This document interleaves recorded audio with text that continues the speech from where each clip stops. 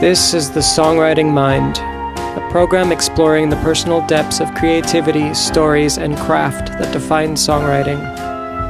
In this episode, we'll hear from Micha Silvius, singer-songwriter based in Coos County, Oregon. Enjoy. My dad, back in the day, was a classical pianist. That definitely informed a lot of my music sensibilities really early on in my life. Did a lot of theater and musical theater, choir. I unfortunately went to a Catholic school and did a lot of intense choir, lots of like Vivaldi, which I did not enjoy at the time, but has definitely informed musical decisions that I make. I'm also very influenced by other art forms. I studied film in college, film and history, and so I just remember as a kid with my sister watching a bunch of films and being very much into film scores, even TV themes I was really into as a kid. Watching my sister play Nintendo, I really liked the music, and it's occasionally I'll hear like a Super Mario theme in one of my songs, or like a tendency towards, like that sounds like the Bowser theme or something. So yeah, I have a lot of different influences.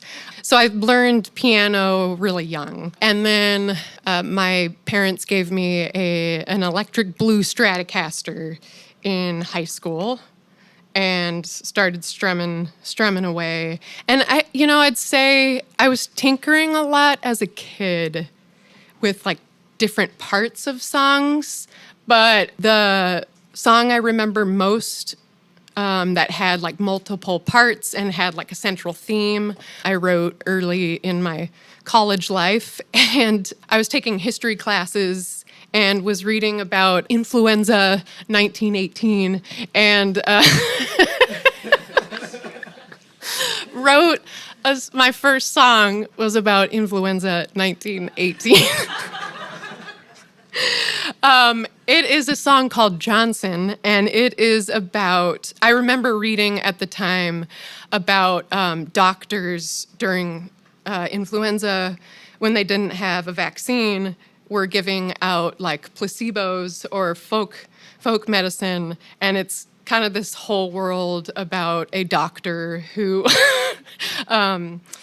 gives out placebos, and there's people dying in the streets, and it's a whole 1918 world.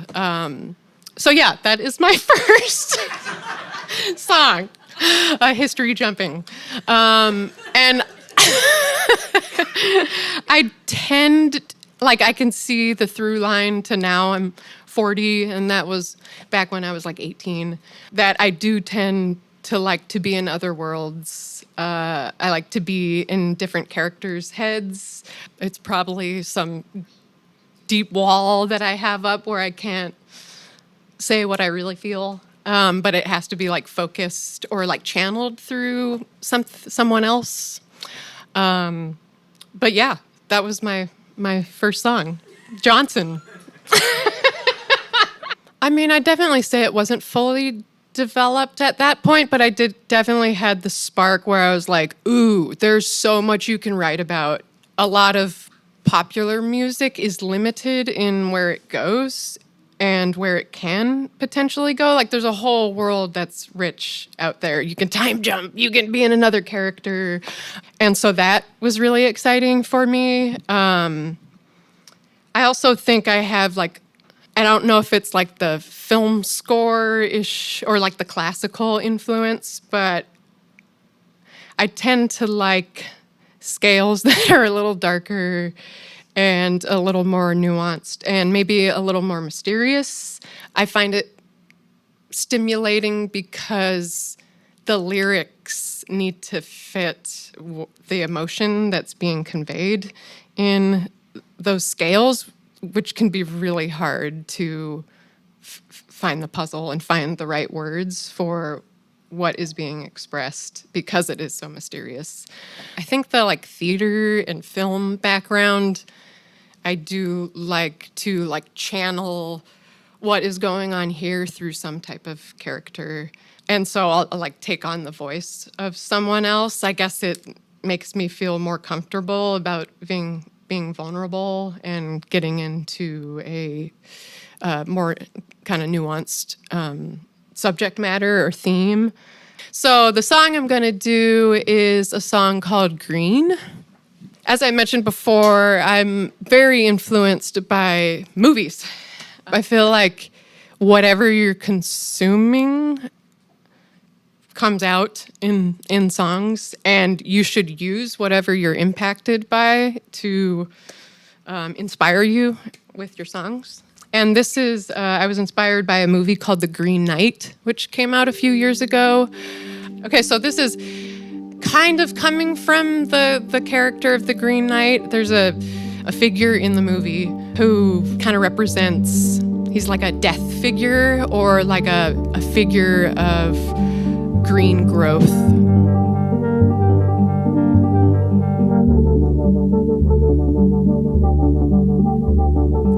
Through the stream, through fine cracks in the rock,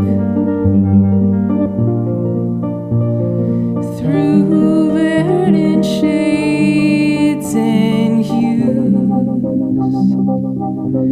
you pull me out by the root.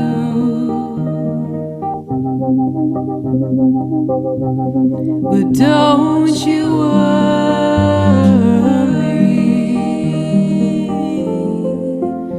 I'll creep back in.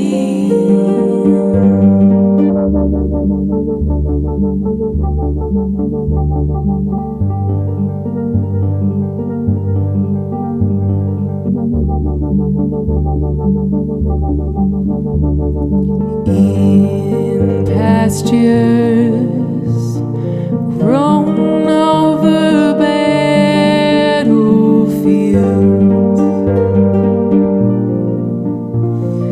ingesting shapes and shields,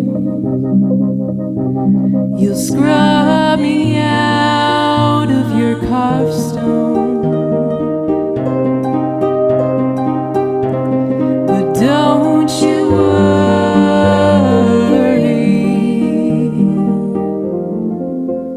I'll spread throughout.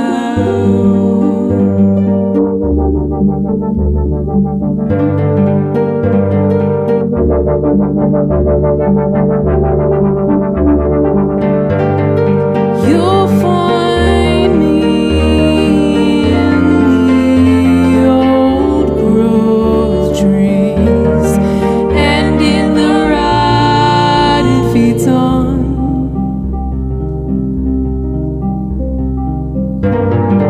I'll spread over your goodness, your books, your crown, your home, your will.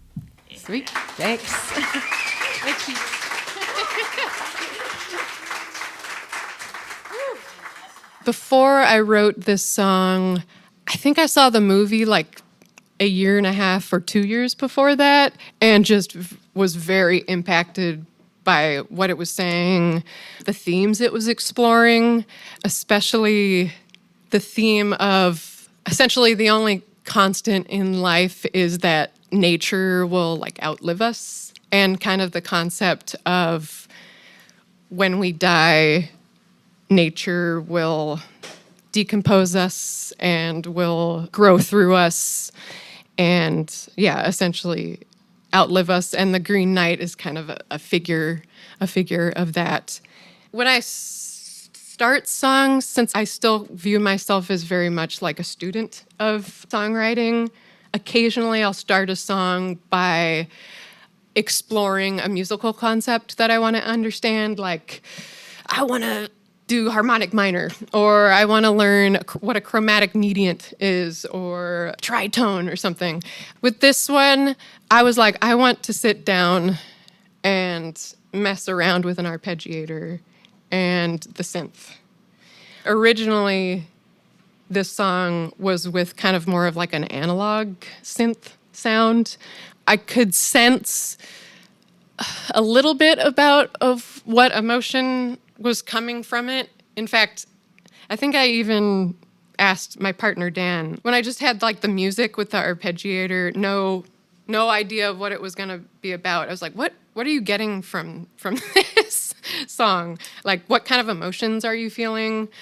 Occasionally, I'll ask my partner how he feels about it, and like see if we're kind of like syncing up on the emotions felt.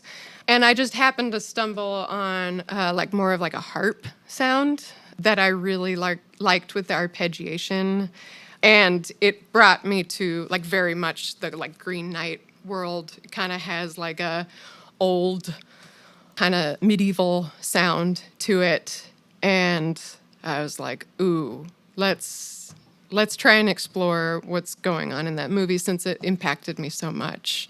And just really loved the concept of nature taking over us when we go, and how that is like actually kind of comforting. Very frightening at the same time, but comforting. And so I guess it's kind of like a acceptance of death song.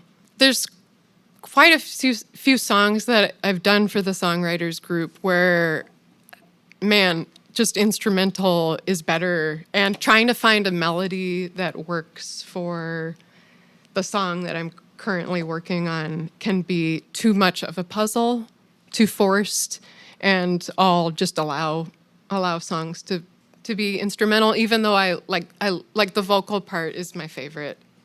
Finding the melodies and finding the harmonies too can be really satisfying. Sometimes you just don't need words over music, and music is conveying enough, and you can allow the audience to go wherever they want to go without you leading where it should go, I guess. I guess it's also like creating a world too. Like Tim likes to create imagery with words. I feel like music can also create a space and a world too. I think for the green song especially, I feel like I have a pretty active imagination and very visual imagination. So I think, yeah, that and especially the green song is very visual. Like you can walk around in the world. I'm hoping you can walk around in the world too. And there's occasional lines of me trying to get a message across, which is we are constantly trying to stomp out overgrowth of nature or green things. Yeah, we should feel more comforted by it. And it's just, death is a natural thing. And it's okay to be frightened by it, but it's also like a warm hug too, you know? Like when you're buried in the ground, that's like nature's warm hug, right? You know, so that's kind of what I was getting getting at? I don't know. So yeah, frightening and comforting at the same time. And I think that's what I felt from the movie, is I actually thought it was a hopeful, comforting, scary movie, which is kind of, I guess, what we should feel about the constants of death. So, got to start with the death song. Without the constraints of the songwriters group, I'm like, how do I write a song now? Seriously, without a deadline. I, for the past 10 years, didn't write very much and almost felt very creatively closed off. Didn't share as much. Kind of viewed it more as a therapeutic thing for me and me only, and tended to hold on to my darlings and mull over them. And I feel like the songwriters group has been really helpful for me, not only because of the constraint of the deadline, but also bonding with other musicians in the area, and that sharing feels good, even if it's not one you're super proud of. Musicians will always be around and highly supportive. Most of them are here tonight, which is amazing. Motivation has only gotten me so far. It's more of the designing things better in your life so that I have this constraint and the pressure. I need the pressure and the tension to complete something and let it go, to really let it go. So I wrote this into the fall, and it was a very rough summer on the farm. We unfortunately had unexpectedly lost a 9-year-old dog, and had to put a cat down. Then we're also caring for a very old sick dog at the same time, and turned 40 at the same time. So I was kind of having I was already kind of going through a midlife, not a crisis, what else would you call it? Oh, yeah, awakening. Put the positive spin on it. Thank you. That's it. Crises can be good as long as you reflect. So yeah, I was going through all of these things, and I really just wanted to write a fun, playful, up-tempo song, because a lot of my songs tend to be ballad or in the dark sphere. We were also raising a puppy at the time, so this song is very much about embracing your inner child and just remembering to play even when you're 40. This one might get a little bassy.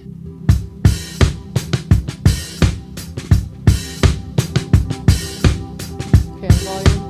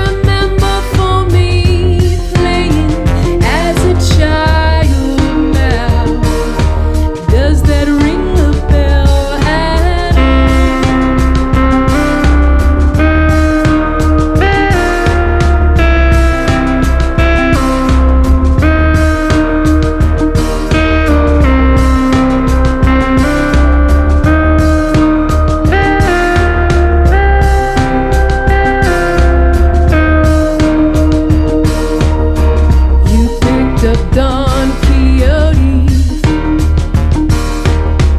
That's what you read in your 40s. I know it feels like your time is closing in. You were wondering, but here is the thing. Would you put down that book? Could you conjure memories, laughing as a child now? Does that ring a bell at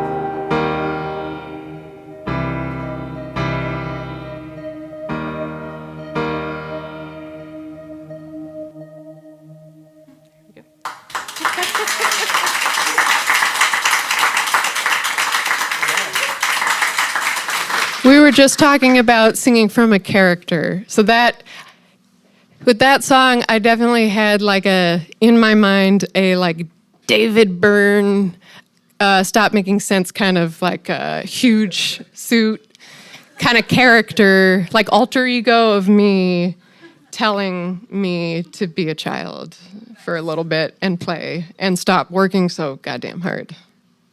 So yeah, that was the idea behind it. You know, sometimes it can be a deterrent, like technology in general can sometimes be a deterrent in like as far as inspiring a creative flow. So I kind of like, especially if the learning curve is steep on learning a new software, but as long as the like software and the like instrument itself is accessible, I've found it helps the creative flow, especially like the sound design element, because that can like the sound, the instrumentation, the like whether you're using synth or just doing piano can like change completely the direction of the song. Sometimes if I'm feeling more piano-y, I'll just go to like our regular piano and just kind of live in that like acoustic place. Sometimes I'm feeling more sound designy and we'll like pull out this rolly.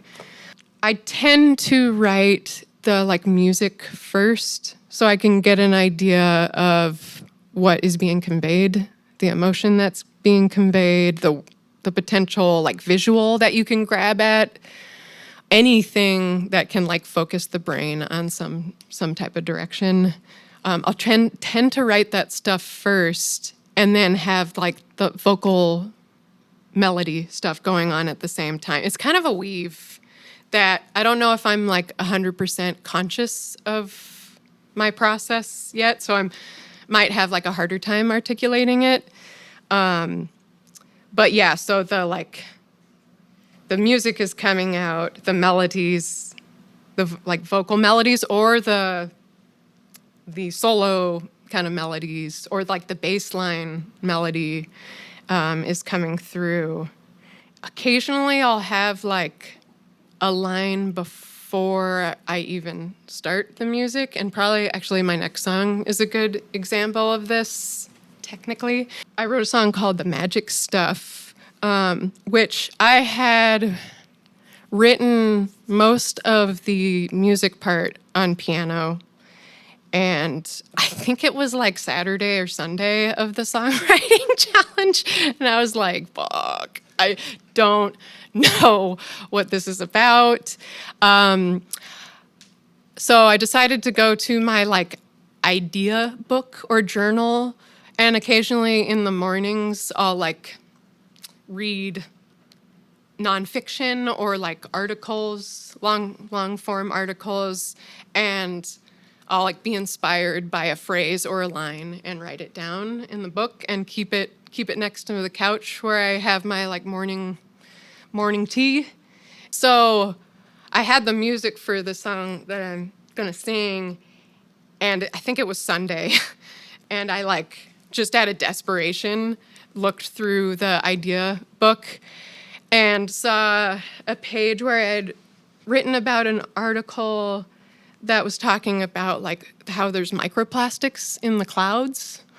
And I had written down like a few phrases from the article that I really liked. There's like a visual of like plastic confetti, like different colored plastic confetti. And I was like, ooh, that's like with the music, I kind of had this like dream pop, Roy Orbison, Randy Newman kind of songwriting thing going on. And I had this like wavy bass line, and it kind of sounded like like it could be a love song. And I was like, ooh, what if you like did a demented love song about plastic? And so I started with that like visual of like confetti, plastic confetti. It kind of scared me to even try to write a song like this, because I was like, this could be really weird and like, I don't know if preachy is the right word, but I try and lean into the fear when it's there. And so this one kind of fell out in a day. When I was like, let's just try and free fall with the plastic thing. Let's just try it. It felt forced. But like I feel like the forcing actually paid off with this one. I think it works. But yeah, I could sing it right now if you want. Okay. I can't even remember your original question. I'm sorry. I tend to like ramble.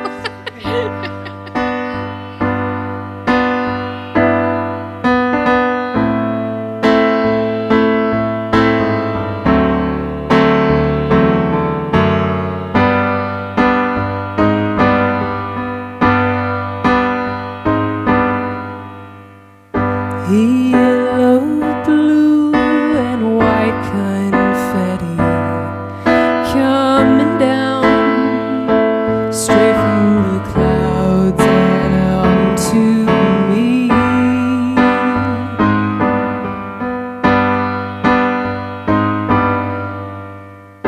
You're everywhere, you're light and easy.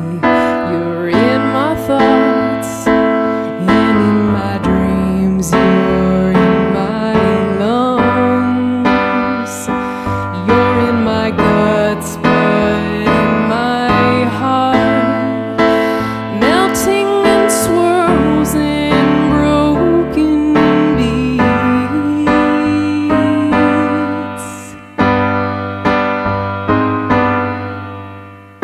We went from stone to bronze to iron, to the magic stuff deep in the ground you'll never leave. You'll always remain in the Anthropocene, melting in swirls and broken beats.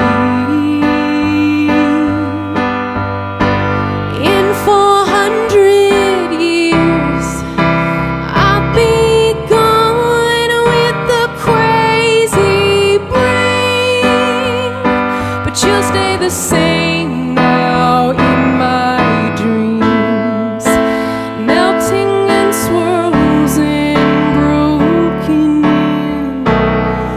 You might have made me crazy with all that you left behind. If nobody knows in 100 years' time, I know that when I die, you will be right there inside.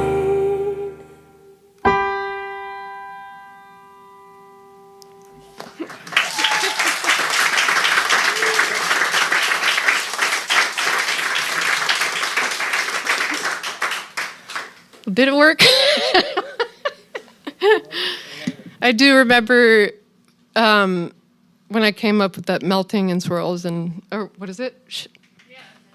Melting and swirls and broken in beads. I was like, oh yeah, that is like exactly what was supposed to be there. And that didn't even feel like conscious, like that is the best songwriting, when it just plops out and it like very much works. So there's like a line or anything that you can like grab onto, a visual. I think that like having a title really helps. It can just kind of help, like you've got like a central idea. It doesn't always feel like that. Like Green took a long time. I don't know if it felt forced, but it took a long time to find the right lines. That doesn't, just because something was forced doesn't mean it's bad, I think there's like a tendency to think that if it's not like coming out naturally, then it's, I've always liked as a kid, like a pastime of mine is sitting down with a song that I really like musically, and I like hear a line where I'm like, ooh, that means something more, and then actually like sitting down with the lyrics and following along. So I think it's comforting. It's a little nerve-wracking at the same time, and like talking about something that's very vulnerable and that you're kind of unsure of your own process. That's also like a mysterious process, is a little nerve-wracking, but it's also cool to let you all into the world too, and try and articulate it, for which I can't do very well. It can be hard to edit once you have something down and you feel like more on the sure side of it to come back to. I have a harder time like reopening songs, but occasionally there's lines that like just don't quite fit right, and deep in your heart that that it could be reworked. The next song I'll sing is a song about Coos Bay. And at the time I had written it, I was really stressed out with farming, and I went to the farmer's market as a produce farmer, and you're putting in a lot of work for not really receiving very much. And so I was in that like height of just like farmer stress. At one of the farmer's market, some guy behind me freaking violently cussed me out, and I got really angry. And so like this fueled the like original draft of the song. I tend to like songs, if they're going to be like about a location, that it's like honest about its mixed feelings towards the place. So songs like I Love LA, like Randy Newman. It's a pop song, but it is great. Great lyrics. There's a Frank Black song called LA that is critical of it. So I kind of like these location songs that are a little more nuanced in how they feel about the place. There's like the deep love for the place, but there's things that cause a lot of irritation. Ooh.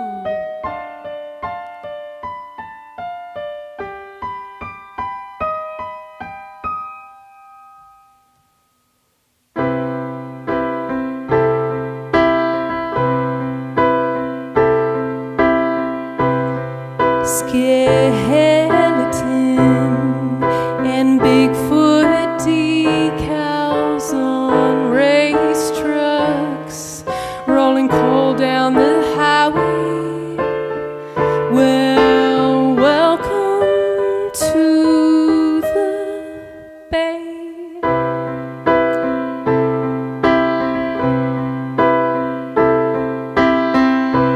The adult fun center is just right across the street.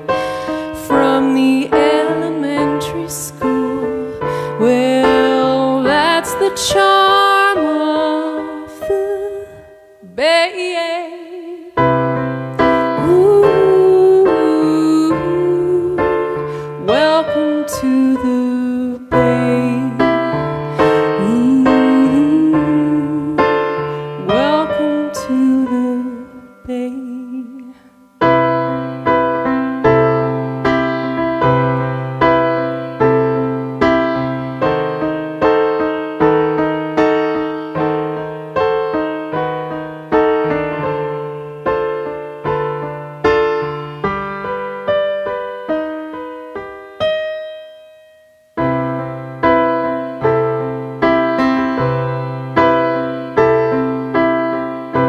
It's raining sawdust and they're sending the mountain straight to China.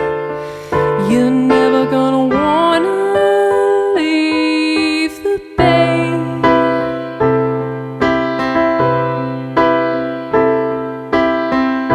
Saw screaming in the woods.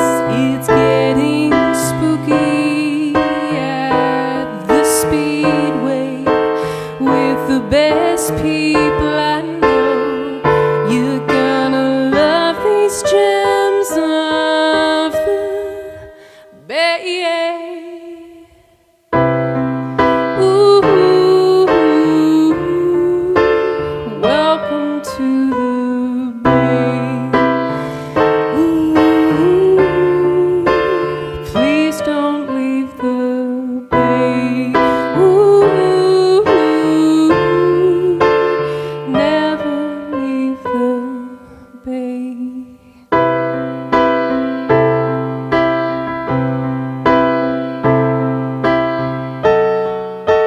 Flying down the highway, that tree line silhouette, fog over crescent moon. I'll never leave the bay.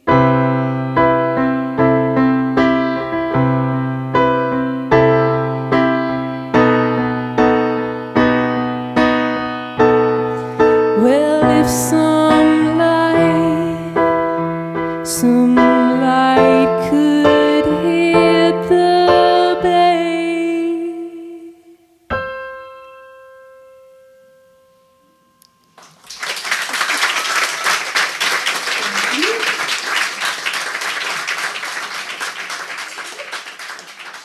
Thank you for listening to the Songwriting Mind.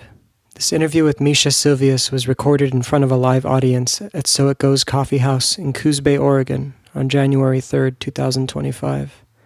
This podcast was produced by me, Eric Princess Dragon. If you enjoyed, please follow us and share with others. Peace.